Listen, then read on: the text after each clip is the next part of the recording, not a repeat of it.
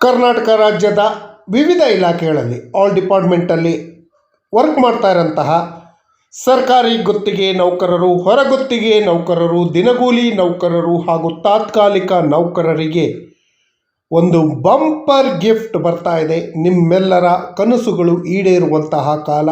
ನೀವು ಸರ್ಕಾರಿ ನೌಕರರಾಗುವ ಸೌಭಾಗ್ಯ ಸಿಗ್ತಾ ಇದೆ. ಯಾರೆಲ್ಲ 10 ಇಯರ್ಸ್ ಆ್ಯಂಡ್ ಎಬೋವ್ ಸರ್ವಿಸನ್ನು ಮಾಡಿದಿರಿ, ಗುತ್ತಿಗೆ ನೌಕರರಾಗಿ ಮಾಡಿದಿರಿ, ನಿಮಗೆಲ್ಲರಿಗೂ ಬಂಪರ್ ಗಿಫ್ಟು ಇದೆ. ಸರ್ಕಾರಿ ಗುತ್ತಿಗೆ ನೌಕರರು, ಹೊರಗುತ್ತಿಗೆ ನೌಕರರು ಸರ್ಕಾರಿ ನೌಕರರಾಗುವುದನ್ನು ಇನ್ನು ಮುಂದೆ ಯಾರೂ ತಡೆಯೋಕ್ಕೆ ಸಾಧ್ಯ ಇಲ್ಲ. ಹೈಕೋರ್ಟು ಹಾಗೂ ಸುಪ್ರೀಂ ಕೋರ್ಟು ಸ್ಪಷ್ಟವಾಗಿ ಆದೇಶವನ್ನು ನೀಡಿದೆ. ಕಡ್ಡಾಯವಾಗಿ ಅವರನ್ನು ಕನ್ಫರ್ಮ್ ಮಾಡಬೇಕು, ಕಾಯಂಗೊಳಿಸಬೇಕು ಅಂತ. ಈ ತೀರ್ಪುಗಳ ಬಗ್ಗೆ ವಿವರವಾದ ಮಾಹಿತಿಯನ್ನು ತಮ್ಮ ಮುಂದೆ ಶೇರ್ ಮಾಡ್ತೀನಿ.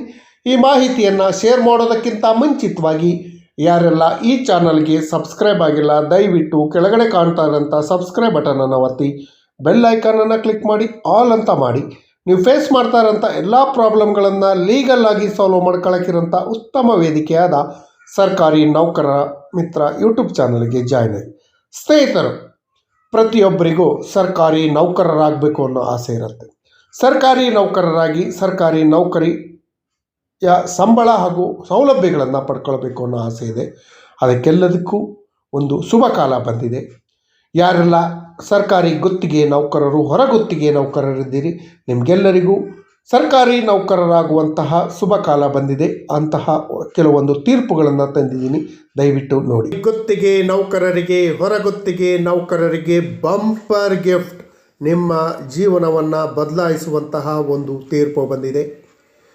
10 ವರ್ಷಗಳ ಸರ್ವಿಸನ್ನು, 10 ಇಯರ್ಸ್ ಸರ್ವಿಸ್ ಯಾರ್ಯಾರು ಕಂಪ್ಲೀಟ್ ಮಾಡಿದರು ಅವರ ಕೆಲಸ ಕಾಯಂ ಕಡ್ಡಾಯ ಅಂತ ಹೇಳಿ ಹೈಕೋರ್ಟ್ ಮಹತ್ವದ ತೀರ್ಪನ್ನು ನೀಡಿದೆ. ಗುತ್ತಿಗೆ ನೌಕರರಿಗೆ ಬಿಗ್ ರಿಲೀಫ್. ಏನಿದು ಸುದ್ದಿ? ಯಾವ ಕೋರ್ಟ್ ಹೇಳಿದೆ? ಇದು ಸತ್ಯನಾ ಸುಳ್ಳು ಅನ್ನೋದ್ರ ಬಗ್ಗೆ ವಿವರವಾದ ಮಾಹಿತಿಯನ್ನು ಈ ದಿನ ತಿಳ್ಕೊಳ್ಳೋಣ.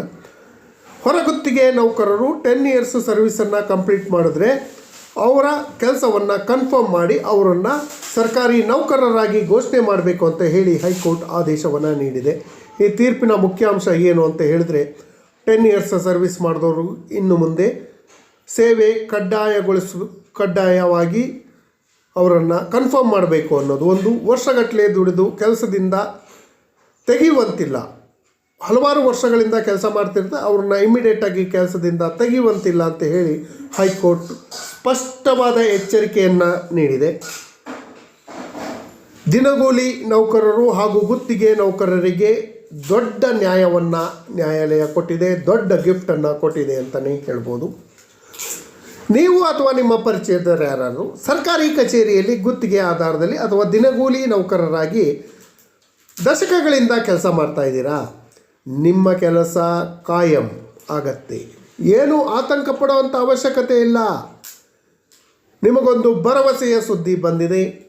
ಸರ್ಕಾರಗಳಲ್ಲಿ ಕೆಲಸದ ಅವಶ್ಯಕತೆ ಇದ್ದಾಗ ನಿಮ್ಮನ್ನು ಬಳಸ್ಕೊಂಡು ನಂತರ ಕಾಯಂ ಮಾಡಲು ಹಿಂದೇಟು ಹಾಕುವಂತಹ ಸರ್ಕಾರದ ನೀತಿಯನ್ನು ಹೈಕೋರ್ಟ್ ಖಂಡಿಸಿದೆ. ಕಾಯಂ ಮಾಡಲು ಹಿಂದೇಟು ಹಾಕುವಂತಿಲ್ಲ ಅಂತ ಹೇಳಿ ಹೈಕೋರ್ಟ್ ಸರ್ಕಾರಕ್ಕೆ ಚಾಟಿ ಬೀಸುವಂಥ ಕೆಲಸವನ್ನು ಮಾಡಿದೆ. ಏನಿದು ಹೈಕೋರ್ಟ್ ತೀರ್ಪು? ಪಂಜಾಬ್ ಹಾಗೂ ಹರಿಯಾಣ ಹೈಕೋರ್ಟ್ ಇತ್ತೀಚೆಗೆ ಒಂದು ಐತಿಹಾಸಿಕವಾದ ತೀರ್ಪನ್ನು ನೀಡಿದೆ. 10 ಇಯರ್ಸ್ ಸರ್ವಿಸನ್ನು ಮಾಡಿದವರು, ಅದಕ್ಕಿಂತ ಹೆಚ್ಚು ಕಾಲ ಪ್ರಾಮಾಣಿಕವಾಗಿ ಸೇವೆ ಸಲ್ಲಿಸಿದ ನೌಕರರನ್ನು ಸರ್ಕಾರ ಕಡ್ಡಾಯವಾಗಿ ಕನ್ಫರ್ಮ್ ಮಾಡಬೇಕು, ಕಾಯಂಗೊಳಿಸಬೇಕು ಅಂತ ಹೇಳಿ ನ್ಯಾಯಮೂರ್ತಿಗಳಾದ ಗೌರವಾನ್ವಿತ ಶ್ರೀ ಸಂದೀಪ್ ಮುದ್ಗಲ್ ಅವರಿದ್ದ ಪೀಠದಿಂದ ಈ ತೀರ್ಪು ಬಂದಿದೆ. ನೌಕರರು ವರ್ಷಗಟ್ಟಲಿಂದ ಕೆಲಸ ಮಾಡ್ತಾ ಇದ್ದಾರೆ, ಅವರನ್ನು ಸಕ್ರಮಗೊಳಿಸುವಲು ನಿರಾಕರಿಸುವುದು ದೊಡ್ಡ ಅನ್ಯಾಯ ಅಂತ ಹೇಳಿ ಹೈಕೋರ್ಟ್ ಅಭಿಪ್ರಾಯವನ್ನು ಪಟ್ಟಿದೆ. ಅನೇಕ ವರ್ಷಗಳಿಂದ ಶೋಷಣೆಗೆ ಒಳಗಾದಂತಹ ಗುತ್ತಿಗೆ ನೌಕರರು ಹಾಗೂ ಹೊರಗುತ್ತಿಗೆ ನೌಕರರಿಗೆ ಇದು ಬಿಗ್ ರಿಲೀಫ್ ಅಂತಲೇ ಹೇಳ್ಬೋದು. ಆಲ್ಮೋಸ್ಟ್ ಎಲ್ಲ ಇಲಾಖೆಗಳಲ್ಲೂ ಗುತ್ತಿಗೆ ನೌಕರರು ಹಾಗೂ ಹೊರಗುತ್ತಿಗೆ ನೌಕರರು ಇದ್ದೇ ಇದ್ದಾರೆ. ಪೊಲೀಸ್ ಇಲಾಖೆಯನ್ನು ಹೊರತುಪಡಿಸಿ ಮತ್ತು ಎಲ್ಲ ಇಲಾಖೆಯಲ್ಲೂ ಗುತ್ತಿಗೆ ನೌಕರರು ಹೊರಗುತ್ತಿಗೆ ನೌಕರರು ಇದ್ದೇ ಇದ್ದಾರೆ. ಪೊಲೀಸ್ ಇಲಾಖೆಯಲ್ಲೂ ಎರವಲು ಸೇವೆ ಪಡ್ಕೊಳ್ತಾರೆ ಹೋಮ್ ಗಾರ್ಡ್ಸಿಂದ ಬಿಟ್ಟರೆ, ಇಲ್ಲಿ ಗುತ್ತಿಗೆ ಸೇವೆ ಇಲ್ಲ. 2021ರಲ್ಲೂ ಇದೇ ರೀತಿ ಒಂದು ತೀರ್ಪು ಬಂದಿತ್ತು. ಆ ತೀರ್ಪನ್ನು ಕೊನೆಗೆ ಹೇಳ್ತೀನಿ. ಅನೇಕ ಇಲಾಖೆಗಳಲ್ಲಿ 1994ರಿಂದಲೂ ದಿನಗೂಲಿ ಹಾಗೂ ಗುತ್ತಿಗೆ ಆಧಾರದಲ್ಲಿ ತಾತ್ಕಾಲಿಕವಾಗಿ ಸೇವೆ ಸಲ್ಲಿಸ್ತಿರುವಂಥ ಲಕ್ಷಾಂತರ ನೌಕರರಿದ್ದಾರೆ. ಇವರನ್ನು ಕಾಯಂ ಮಾಡದೆ ಕೇವಲ ಕೆಲಸಕ್ಕೆ ಮಾತ್ರ ಬಳಸಿಕೊಂಡು ನೌಕರರ ಶೋಷಣೆ ಮಾಡದಂತೆ ನ್ಯಾಯಾಲಯ ಸರ್ಕಾರಕ್ಕೆ ಎಚ್ಚರಿಕೆಯನ್ನು ನೀಡಿದೆ. ಸರ್ಕಾರದ ನೀತಿಗಳ ಅಡಿಯಲ್ಲಿ ಇದನ್ನು ಸಕ್ರಮಗೊಳಿಸಬೇಕು, ಸರ್ಕಾರದ ಕರ್ತವ್ಯ ಇದು ಅಂತ ಹೇಳಿ ಕೂಡ ತೀರ್ಪಿನಲ್ಲಿ ಸ್ಪಷ್ಟವಾಗಿ ನ್ಯಾಯಾಲಯ ತಿಳಿಸಿದೆ. ತೀರ್ಪಿನ ಸಾರಾಂಶ ಸಿಂಪಲ್ ಆಗಿದೆ. ಯಾರಿಗೆ ಅನ್ವಯ ಆಗತ್ತೆ, ಇಂಪ್ಲಿಮೆಂಟ್ ಯಾರಿಗಾಗತ್ತೆ? ದಿನಗೂಲಿ ನೌಕರರು, ಗುತ್ತಿಗೆ ನೌಕರರು, ಹೊರಗುತ್ತಿಗೆ ನೌಕರರು ಹಾಗೂ ತಾತ್ಕಾಲಿಕ ನೌಕರರಿಗೆ ಇದು ಇಂಪ್ಲಿಮೆಂಟ್ ಆಗತ್ತೆ. ಏನು ಕಂಡೀಷನ್ನು? 10 ಇಯರ್ಸ್ ಅಥವಾ ಅದಕ್ಕಿಂತ ಹೆಚ್ಚು 10 ಇಯರ್ಸ್ ಆ್ಯಂಡ್ ಎಬೋವ್ ಸರ್ವಿಸನ್ನು ಮಾಡಿದವರಿಗೆ ಇದು ಅಪ್ಲೈ ಆಗುತ್ತೆ. ಸರ್ಕಾರಿ ಕಾಯಂ ಮಾಡುವುದು ಕಡ್ಡಾಯ ಅಂತ ಹೇಳಿದೆ. ನೌಕರರ ಶೋಷಣೆ ತಡೆಗಟ್ಟಲು ಹಾಗೂ ನ್ಯಾಯವನ್ನು ಒದಗಿಸಲು ಸಾಮಾಜಿಕ ನ್ಯಾಯ ತತ್ವಕ್ಕೆ ಅನುಗುಣವಾಗಿ ಇದನ್ನು ಮಾಡಬೇಕಾಗತ್ತೆ. ಈ ತೀರ್ಪು ಹರಿಯಾಣ ಸರ್ಕಾರದ ವಿರುದ್ಧ ಅರ್ಜಿಗಳಿಗೆ ಸಂಬಂಧಿಸಿದ್ದಾಗಿದ್ದು, ದೇಶಾದ್ಯಂತ ಇರುವಂತಹ ಲಕ್ಷಾಂತರ ಕೋಟ್ಯಾಂತರ ಗುತ್ತಿಗೆ ನೌಕರರು ತಮ್ಮ ಹಕ್ಕಿಗಾಗಿ ಹೋರಾಡಲು ದೊಡ್ಡ ಕಾನೂನಿನ ಆಧಾರವನ್ನು ಕೊಟ್ಟಿದೆ, ಕಾನೂನಾತ್ಮಕವಾದ ಆಧಾರವನ್ನು ಕೊಟ್ಟಿದೆ. ಹಲವಾರು ವರ್ಷಗಳಿಂದ ಗುತ್ತಿಗೆ ಆಧಾರದಲ್ಲಿ ಕೆಲಸ ಮಾಡ್ತಿದ್ದಂಥವರಿಗೆ ಅಪಾಯಿಂಟ್ಮೆಂಟ್ ಆರ್ಡರ್ ಹಾಗೂ ಹಾಜರಾತಿ ದಾಖಲಾತಿಗಳನ್ನು ನೀಡೋದು, ಪ್ರತಿ ತಿಂಗಳು ವೇತನವನ್ನು ಕೊಡುವಂತಹ ವ್ಯವಸ್ಥೆಯನ್ನು, ಪುರಾವೆಗಳನ್ನು ಭದ್ರವಾಗಿಟ್ಕೊಳ್ಳಿ. ನೀವು ಸುದೀರ್ಘ ಸೇವೆಯನ್ನು ಸಲ್ಲಿಸಿದ್ದೀರಿ ಅಂತ ಹೇಳಿ ಸಾಬೀತುಪಡಿಸಲು ಮುಂದಿನ ದಿನಗಳಲ್ಲಿ ಕಾನೂನಾತ್ಮಕ ಸೌಲಭ್ಯವನ್ನು ಪಡೆಯಲು ಈ ಡಾಕ್ಯುಮೆಂಟ್ಗಳು ಅತ್ಯಂತ ಇಂಪಾರ್ಟೆಂಟು. ಅಪಾಯಿಂಟ್ಮೆಂಟ್ ಆರ್ಡ್ರು, ಹಾಜರಾತಿ ದಾಖಲಾತಿ, ಸ್ಯಾಲ್ರಿ ಸ್ಲಿಪ್ಪು, ಬ್ಯಾಂಕ್ ಸ್ಟೇಟ್ಮೆಂಟ್ ಇಟ್ಕೊಂಡ್ರೂ ಸಾಕು. ಅದರಿಂದ ನಿಮಗೆ ಇಷ್ಟು ವರ್ಷಗಳಿಂದ ಸರ್ವಿಸ್ ಮಾಡಿದ್ದೀವಿ ಅಂತ ನಿಮಗೊಂದು ಕ್ವಶನ್ ಕಾಣ್ಬೋದು. ಹರಿಯಾಣ ಹಾಗೂ ಪಂಜಾಬ್ ಹೈಕೋರ್ಟ್ ನೀಡಿರುವಂಥ ತೀರ್ಪು ಕರ್ನಾಟಕದಲ್ಲಿ ಅಪ್ಲೈ ಆಗತ್ತಾ, ಇಂಪ್ಲಿಮೆಂಟ್ ಮಾಡ್ಬೋದಾ ಅನ್ನೋದು ನಿಮ್ಮ ಕ್ವಶನ್ ಇರುತ್ತೆ. ಖಂಡಿತವಾಗೂ ಇಂಪ್ಲಿಮೆಂಟ್ ಆಗತ್ತೆ. ಈ ತೀರ್ಪು ಸದ್ಯಕ್ಕೆ ನಿರ್ದಿಷ್ಟ ಕೇಸುಗಳಿಗೆ ಅನ್ವಯ ಆದರೂ ಕೂಡ ಇದರ ಆಧಾರದಲ್ಲಿ ಭಾರತದ ಯಾವುದೇ ರಾಜ್ಯದ ನೌಕರರು ತಮ್ಮ ಹಕ್ಕಿಗಾಗಿ ನ್ಯಾಯಾಲಯದ ಮೊರೆಯನ್ನು ಹೋಗಲು ಪ್ರಬಲ ನಿರ್ದೇಶನವನ್ನು ಕೊಡಿ ಅಂತ ಹೇಳೋಕ್ಕೆ ಇದನ್ನು ಬಳಕೆ ಮಾಡ್ಕೊಬೋದು. ಇದನ್ನು ತೀರ್ಪನ್ನು ಬಳಕೆ ಮಾಡ್ಕೊಳ್ಳೋಕ್ಕೆ ಅವಕಾಶಗಳಿದೆ.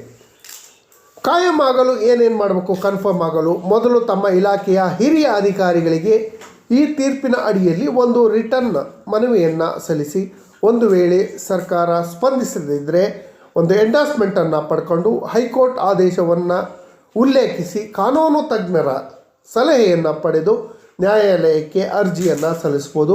ಒಬ್ಬೊಬ್ಬರೇ ಅರ್ಜಿ ಸಲ್ಲಿಸೋಕ್ಕಿಂತ ಒಂದು ಗುಂಪನ್ನು ಮಾಡ್ಕೊಂಡು 50-60 ಜನ ಗುಂಪನ್ನು ಮಾಡ್ಕೊಂಡು ಒಂದು ಅರ್ಜಿ ಸಲ್ಲಿಸಿದ್ರೆ ನಿಮಗೆ ನ್ಯಾಯಾಲಯದ ಖರ್ಚು ಕಡಿಮೆ ಆಗತ್ತೆ, ನಿಮಗೆ ನ್ಯಾಯ ಸಿಗೋ ಸಾಧ್ಯತೆಗಳು ಹೆಚ್ಚಾಗಿದೆ. ಸ್ನೇಹಿತರೆ, ಹರಿಯಾಣ ಹಾಗೂ ಪಂಜಾಬ್ ಹೈಕೋರ್ಟ್ ನೀಡಿರುವ ತೀರ್ಪು ನಮ್ಮಲ್ಲಿ ಇಂಪ್ಲಿಮೆಂಟ್ ಆಗತ್ತಾ? ಖಂಡಿತವಾಗಿಯೂ ಇಂಪ್ಲಿಮೆಂಟ್ ಆಗುತ್ತೆ. ಇಂಡಿಯನ್ ಕಾನ್ಸ್ಟಿಟ್ಯೂಷನ್ ಆರ್ಟಿಕಲ್ 141 ಪ್ರಕಾರ ಸುಪ್ರೀಂ ಕೋರ್ಟ್ ಹಾಗೂ ಕೊಟ್ಟಿರುವಂಥ ಎಲ್ಲ ತೀರ್ಪುಗಳು ಕಡ್ಡಾಯವಾಗಿ ಪಾಲನೆ ಮಾಡಬೇಕಾದಂತಹ ಕಾನೂನುಗಳಾಗತ್ತೆ. ಅದೇ ಈ ಹೈಕೋರ್ಟ್ಗಳು ನೀಡಿರುವಂಥ ತೀರ್ಪುಗಳು, ಇತರೆ ಹೈಕೋರ್ಟ್ಗಳು ನೀಡಿರುವಂಥ ತೀರ್ಪುಗಳು ಮಾರ್ಗದರ್ಶಿಗಳಾಗತ್ತೆ. ಅದನ್ನು ಆಧರಿಸಿ ನಮ್ಮ ಹೈಕೋರ್ಟ್ಗಳಲ್ಲಿ ನಾವು ನ್ಯಾಯವನ್ನು ಪಡ್ಕೊಳ್ಳೋಕ್ಕೆ ಅವಕಾಶ ಇದೆ. ಬರೀ ಹರಿಯಾಣ ಹಾಗೂ ಪಂಜಾಬ್ ಹೈಕೋರ್ಟ್ ಮಾತ್ರ ತೀರ್ಪು ನೀಡಿದೆಯಾ? ಇಲ್ಲ, ಖಂಡಿತವಾಗಿಯೂ ಇಲ್ಲ. ಕರ್ನಾಟಕ ಹೈಕೋರ್ಟ್ ಕೂಡ ಈ ಹಿಂದೆ ಇದೇ ರೀತಿ ತೀರ್ಪನ್ನು ನೀಡಿದೆ.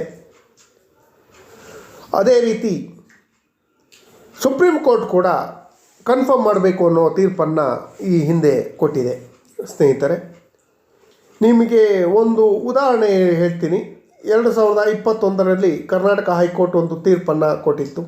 ಏನು ತೀರ್ಪು ಅಂದರೆ, BN ನಾಗೇಂದ್ರ ವರ್ಸಸ್ ಪಶುಸಂಗೋಪನಾ ಹಾಗೂ ಮೀನುಗಾರಿಕೆ ಯೂನಿವರ್ಸಿಟಿ ಬೀದರ್ ಕೇಸ್ನಲ್ಲಿ ಕೂಡ ಇದೇ ರೀತಿಯ ತೀರ್ಪನ್ನು ಕೊಟ್ಟಿತ್ತು. ಇಲ್ಲಿ ನಿಮಗೆ ತೀರ್ಪಿನ ಆದೇಶದ ಸಂಖ್ಯೆಯನ್ನು ಕೊಟ್ಟಿದ್ದೀನಿ, ಜಡ್ಮೆಂಟ್ ಆರ್ಡ್ರನ್ನು ಕೊಟ್ಟಿದ್ದೀನಿ. ಆರ್ಡ್ರನ್ನು ಹಾಕ್ಬಿಟ್ಟು ನೀವು ಕೂಡ ಇದರ ಉಪಯೋಗವನ್ನು ಪಡ್ಕೊಬೋದು. ಸುಪ್ರೀಂ ಕೋರ್ಟ್ ಕೂಡ ಇದೇ ರೀತಿ ತೀರ್ಪನ್ನು ಕೊಟ್ಟಿತ್ತು. ಆ ತೀರ್ಪಿನ ಆಧಾರದಲ್ಲಿ ನೀವು ಕೂಡ ಎಷ್ಟೋ ವರ್ಷಗಳಿಂದ ನಿಮ್ಮ ಯೌವನವನ್ನು ಬಳಸಿಕೊಂಡು ನೀವು ಹಲವಾರು ವರ್ಷಗಳ ಕಾಲ ಸರ್ಕಾರಿ ಸೇವೆಯಲ್ಲಿ ಮಾಡಿದಿರಿ. ಈಗ ಹೊರಗಡೆ ಬಂದರೆ ಬೇರೆ ಅಪಾಯಿಂಟ್ಮೆಂಟ್ಗಳು ಸಿಗಲ್ಲ, ನಿಮ್ಮ ಜೀವನ ನಿರ್ವಹಣೆ ಕಷ್ಟ ಆಗತ್ತೆ. ನಿಮಗೂ ಕುಟುಂಬಗಳಿದ್ದಾವೆ. ನಿಮ್ಮ ಯೌವನಾವಸ್ಥೆಯಲ್ಲಿ ದುಡ್ಕೊಂಡು ಈಗ ಕೈ ಬಿಟ್ಟರೆ ಅದು ಸಾಮಾಜಿಕ ನ್ಯಾಯ ತತ್ವಕ್ಕೆ ವಿರುದ್ಧ ಆಗತ್ತೆ. ನಿಮ್ಮನ್ನು ಖಂಡಿತವಾಗೂ ಕನ್ಫರ್ಮ್ ಮಾಡಲೇಬೇಕು. ಈ ತೀರ್ಪು ಹಾಗೂ ಕರ್ನಾಟಕ ಹೈಕೋರ್ಟ್ ಕೊಟ್ಟಿರುವಂಥ ತೀರ್ಪು, ಸುಪ್ರೀಂ ಕೋರ್ಟ್ ಕೊಟ್ಟಿರುವಂಥ ತೀರ್ಪಿನ ಆಧಾರದಲ್ಲಿ ನಿಮ್ಮ ಕಚೇರಿಯ ಮುಖ್ಯಸ್ಥರಿಗೆ ಒಂದು ಲಿಖಿತ ಮನವಿಯನ್ನು ಸಲ್ಲಿಸಿ ಇದರ ಆಧಾರದಲ್ಲಿ ನಮ್ಮನ್ನು ಕನ್ಫರ್ಮ್ ಮಾಡಿ ಅಂತ. ಕನ್ಫರ್ಮ್ ಮಾಡ್ದೇ ಇದ್ದರೆ ಅದರ ಎಂಡಾಸ್ಮೆಂಟನ್ನು ತಗೊಂಡು ಕಾನೂನು ತಜ್ಞರ ಸಲಹೆಯನ್ನು ಪಡ್ಕೊಂಡು ಹೈಕೋರ್ಟ್ನಲ್ಲಿ ಅರ್ಜಿ ಸಲ್ಲಿಸಿ ಖಂಡಿತವಾಗೂ ಸಾಧ್ಯ ಆಗತ್ತೆ. ಕೇವಲ ಇನ್ನು 3-4 ವರ್ಷಗಳಲ್ಲಿ ಎಲ್ಲ ಗುತ್ತಿಗೆ ನೌಕರರು ಹಾಗೂ ಹೊರಗುತ್ತಿಗೆ ನೌಕರರು ಸರ್ಕಾರಿ ನೌಕರರಾಗ್ತಾರೆ ಅನ್ನೋ ಭರವಸೆಯನ್ನು ಕೊಡ್ತಾ ಈ ಮಾಹಿತಿ ನೋಡಿದ್ದಕ್ಕೆ ಧನ್ಯವಾದಗಳು. ನಿಮ್ಮ ಸ್ನೇಹಿತರಿಗೂ ಶೇರ್ ಮಾಡಿ. ಈ ಮಾಹಿತಿ ಇಷ್ಟ ಆಗಿದ್ದರೆ ಕೆಳಗಡೆ ಕಾಣ್ತಾ ಇರೋ